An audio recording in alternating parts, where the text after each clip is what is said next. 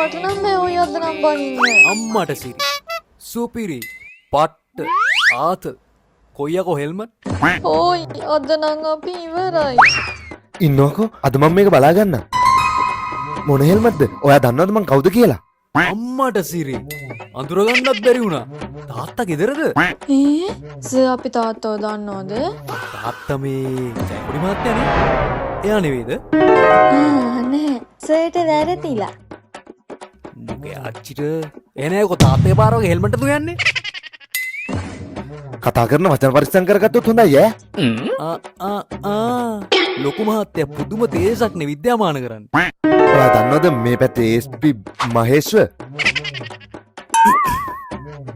ඌ ඉතින් ඒ අපේ මාමා.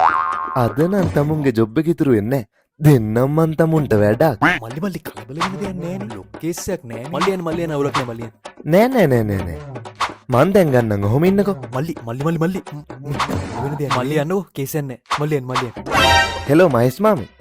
අර ජයකොඩි පාර තියෙන්නේ. ජයකොඩි පාර ගාව ඉන්න පොලිස් කාරයා අපිට හරිම නරක විදියට කතා කරේ. ඔව්. ඉන්න මන් දෙන්න. මේ ග එපා මල්ලි ඔයා යන්නකෝ එපා. ඔයා යන්න අවුලක් නෑ. නෑ ඔයා ගන්නකෝ. මල්ලි යන්නකෝ. ඔයා ගන්නකෝ කිව්වම. කෝ දෙන්නයි එයාට ගන්න බැරි නම් අපි නාට්ටි පෙන්නන්නද ගියේ? බොහෝම හොඳයි දුව කරපු වැඩි. දුව බෑලා යන්නකෝ.